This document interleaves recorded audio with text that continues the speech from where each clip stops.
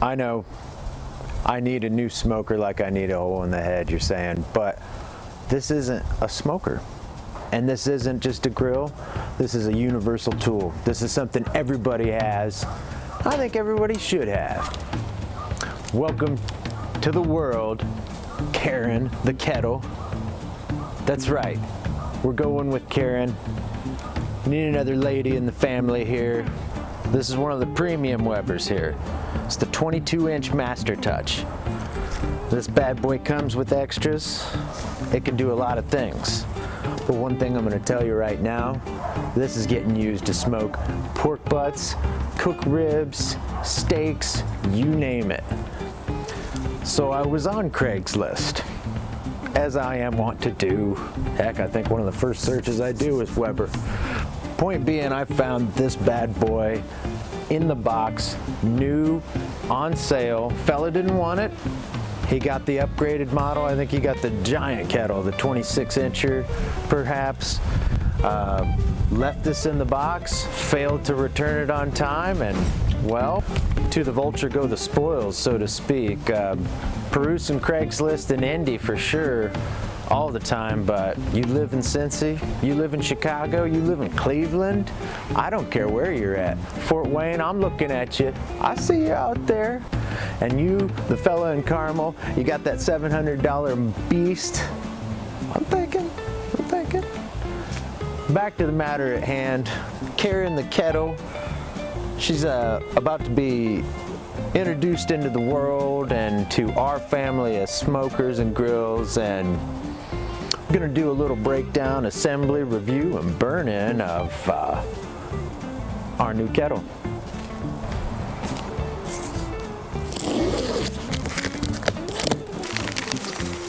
Yeah, I should mention I got this on Craigslist. Fella met me not even 10 minutes away. So $219 new. I'm in for $170 on it.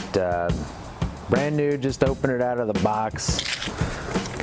Really pleased with that.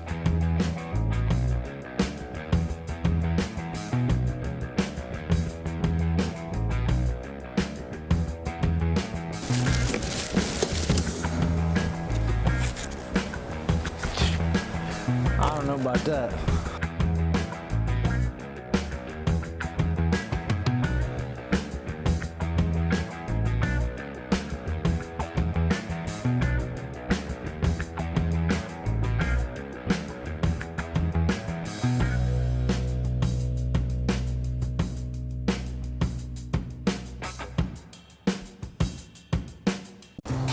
All right, we're gonna go indirect on this cook.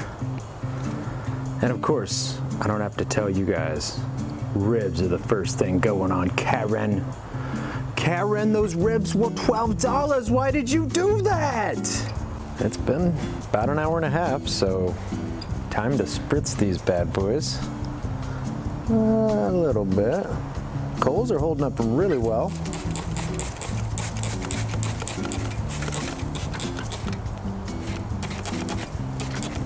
Okay. I'm still holding the lid even though I don't have to. It's hard to break your training, you know.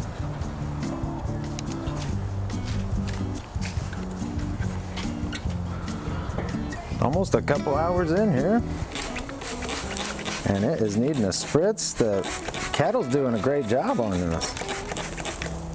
Indirect cooking. Don't judge the kettle for this performance alone, but the bark is setting. So we definitely have to get a spritz on there. But there's no pullback yet, and I don't know if you can see in the camera here, but the side to the left here just did not want to catch. But we shifted some coals, did what we could. Heck, it could have been some heathen, some ingrate who was over here spritzing the coals to death with this bottle. I don't know, he may be wearing a red shirt. We'll see. How about that? Really nice pullback on those that you can't see. Sorry, the cook went a little long.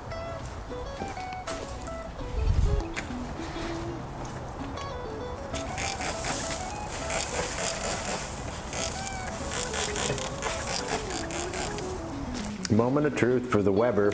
This is what we came out with on the Mastertouch for the first cook. That's just a delicious rib.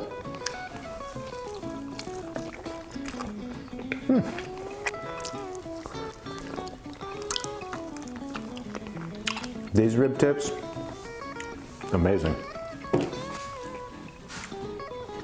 That's the smoke ring the Weber Kettle put onto the ribs. That's sweet. That's a great smoke ring. Well, and also this here is a really good eating rib.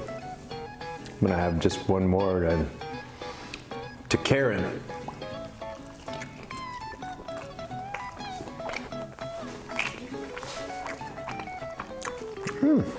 Right. Clean off, perfect render, perfect tender, real juicy. Thanks for watching the build and review. I mean, that thing is a cooking champ, so I think you're probably gonna see a lot more cooks out of Karen the Kettle to come. If you want more barbecue experiments, ideas, and creative cooks, jump in my backyard, hang with my gang, click subscribe, and you can be cooking with my tribe. Nothing cooks like the Kettle. Karen the Kettle and I were friends. Hey, you pipe down, Chaz.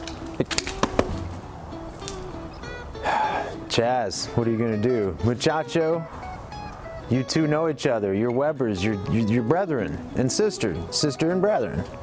Dinah gets along with everybody. Worried about you, Buster.